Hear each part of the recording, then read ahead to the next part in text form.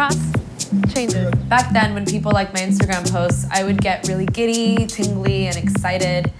I'm Lisette, and I racked up $10,000 of debt trying to become an Instagram influencer.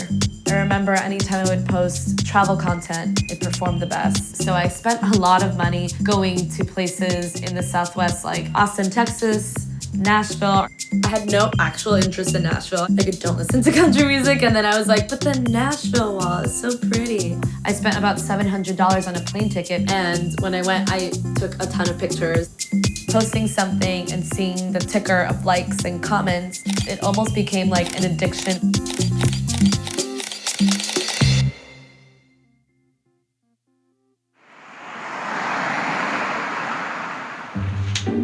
This little space is where I keep designer bags that I kept over the years. This red one would be the $1,000 bag that I spent money on. This is fun. I bought this shirt twice.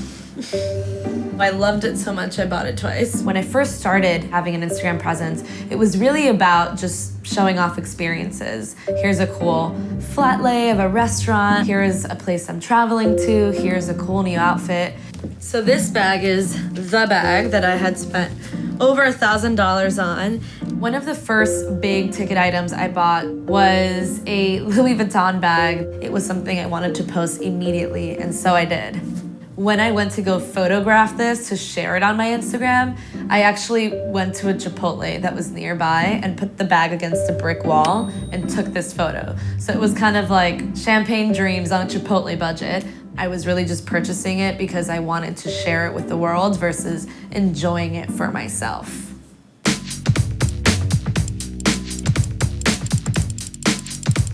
So whenever I traveled, I would take a Polaroid with me. This is DC, Nashville, Germany. In the past 3 years, I've traveled to 12 countries and more than 120,000 miles of just back and forth air travel. That's 5 times around Earth.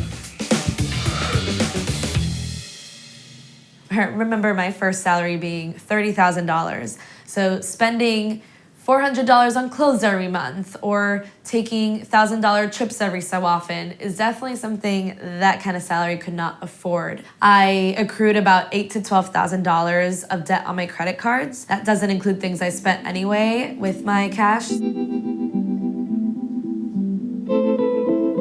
had about 6 credit cards and about 3 retail credit cards. Every time I got a new card, it's because I maxed out one of them. One card that I had, I have a 2017 statement where it's at about $3,000. Another card at $1,300. The highest one I'm seeing is $4,376.69. It wasn't until I could finally kind of look at them this way that I realized it's a lot more debt than I thought about. A lot of these purchases, a lot of these travel, were really just to show it off on Instagram.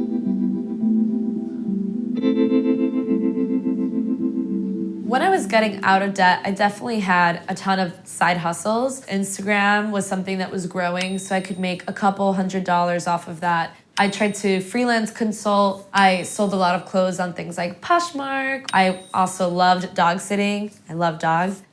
Fast forward, you can see March of 2018, one card is at 0, another one is at 200, another one is at 0. It took me about 18 months to get out of debt completely, and that was just a result of paying my credit card bills as a priority to everything else. So that's a photo shoot trick if you're shooting in the cold.